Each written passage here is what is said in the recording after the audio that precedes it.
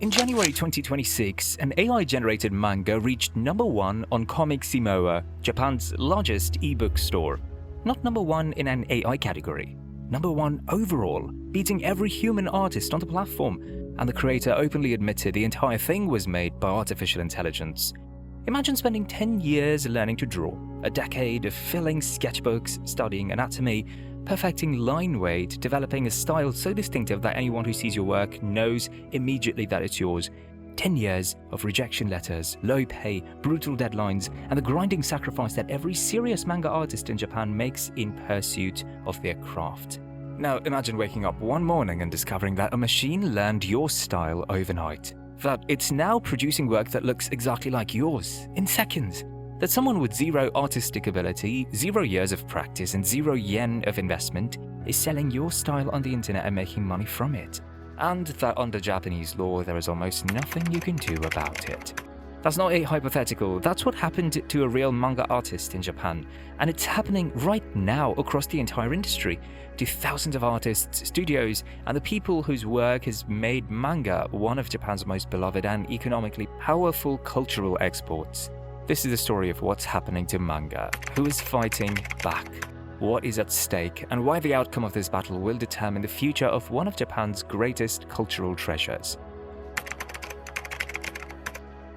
Before we get into the crisis, you need to understand what manga actually represents, because if you think of it as simply comic books, you're massively underestimating what is at stake. Manga is a 200 billion yen industry in Japan. It's not a niche, it's not a subculture, it's a foundational pillar of Japanese society, consumed by people of every age, gender and background. Salarymen read manga on the train, grandmothers read manga at home, children grow up with manga before they can read novels. There are manga about cooking, manga about golf, manga about tax law, manga about grief. The breadth of the medium is genuinely staggering, and it underpins the entire anime industry, the video game industry, the merchandising industry, and Japan's enormous cultural soft power around the world. Behind that industry is a workforce of extraordinary dedication and sacrifice. Becoming a professional manga artist in Japan is one of the hardest career paths in any creative industry on earth.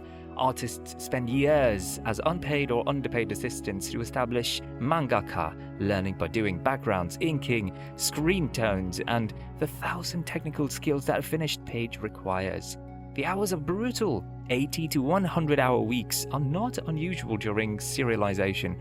Burnout is endemic. Several beloved manga series have ended abruptly over the years because their creators simply broke down physically and mentally under the workload. This is the industry that AI just walked into, and it walked in through a door that Japan left wide open. Here's where Japan made a decision that it's now paying a very steep price for. In 2018, Japan revised its copyright law in a way that was almost uniquely permissive by global standards. The revision allowed AI companies to train their models on copyrighted material without the permission of the rights holders, and without paying them anything, as long as the purpose was machine learning research or commercial AI development. The intention was to help Japan compete in the global AI race. The effect was to hand AI companies a legal license to feed the entire history of Japanese manga into their training datasets without asking a single artist's permission or paying a single yen in compensation.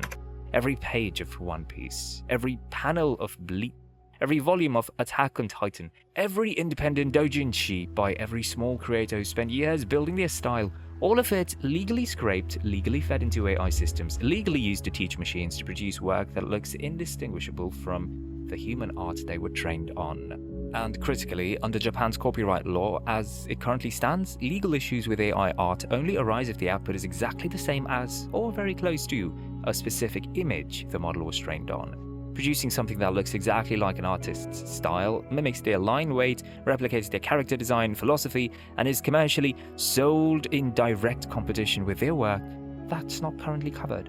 The style itself has no legal protection. For small and mid-level artists, this is catastrophic. An established artist, like the creator of One Piece, has the financial resources and legal team to fight back. A small creator, the kind who has spent years building a loyal readership and a distinctive voice, has almost nothing. Kishin Higuchi is a manga artist known for his horror series Ekijin no Karute. He's not a household name outside of manga circles, but within those circles, his style is distinctive, recognizable, and the product of years of focused artistic development. Then he discovered that an AI model had been built specifically to replicate that style. The model was being distributed freely online, with a note claiming that all images used for training were self-created and contained no copyrighted material. The discovery left Higuchi devastated. He publicly announced he was banning all fan art of his work, a drastic step that cuts off the community of readers who love his art, but one he felt he had no choice but to take, because the line between human fan art and AI-generated imitation had become impossible to police. He reached out publicly to more established artists, including George Morikawa, the creator of the beloved boxing manga Hajime no Ippo, asking for advice and solidarity. He was not alone. Reports emerged of AI tools replicating the styles of Eiichiro Oda, the creator of One Piece, and Tite Kubo, creator of Bleach, two of the most recognizable artistic voices in the entire history of the medium. And then there's the case of the Young Jump Rookie Awards, one of the most prestigious competitions for emerging manga talent in Japan, run by the publisher Shueisha. A manga submitted to the competition and awarded multiple prizes was accused online of being entirely AI-generated. Shueisha refused to clarify publicly whether the winning entry was human or machine-made. The silence itself sent a message, and it was not a reassuring one. For working manga assistants, the people who do the detailed background art, the inking, the screen tones, the labor-intensive work that makes serialized manga possible, the threat is existential and very practical way. These are entry-level jobs. They are how new artists enter the industry, learn from masters, and build toward their own careers. AI is eliminating them, not gradually, but rapidly, replacing entire categories of work that used to require human hands and human skill and human years of training. The response from Japan's publishing industry has been unprecedented in its scale and its urgency. In early 2026, 17 of Japan's biggest publishing houses, including some of the most powerful names in manga and book publishing, formed a historic alliance and wrote letters jointly to OpenAI and other major AI developers. Their demands were clear. They want permission required before any AI company can train on copyrighted content. They want full transparency about what materials AI models have already been trained on. And they want fair compensation for artists and publishers whose work has been used without consent to build systems that now compete directly with the humans who created them. Ken Akamatsu, the creator of Love Hina, one of Japan's most beloved romantic comedies, who later became a member of Japan's House of Councillors, has been the most visible political voice in this fight. He's used his parliamentary platform to push for new legal frameworks that will close the loophole that 2018 copyright revision created, and to argue that protecting manga artists is not simply a matter of industry economics, it's a matter of cultural survival. Even Junji Ito, the horror manga legend whose work has terrified readers across the world for decades, has spoken publicly about his fear of being replaced by AI. Coming from one of the most celebrated and distinctive artistic voices in the medium, that admission landed like a thunderclap. If Junji Ito is worried, every working artist in Japan has good reason to be. Now, and this is important, there's another side to this story, and it connects directly to something we have covered extensively on this channel. The manga industry has a work culture problem that is as severe as anything in Japan's corporate sector. Serialized manga artists routinely work themselves into illness. Assistants are paid poorly for crushing hours. The pipeline from aspiring artist to published creator is long, brutal, and filters out enormous numbers of talented people who simply cannot sustain the physical and mental demands of the process. The creator of Cyberpunk, Peach John, an anonymous Japanese author who openly used AI to generate their artwork for his manga, made this argument directly.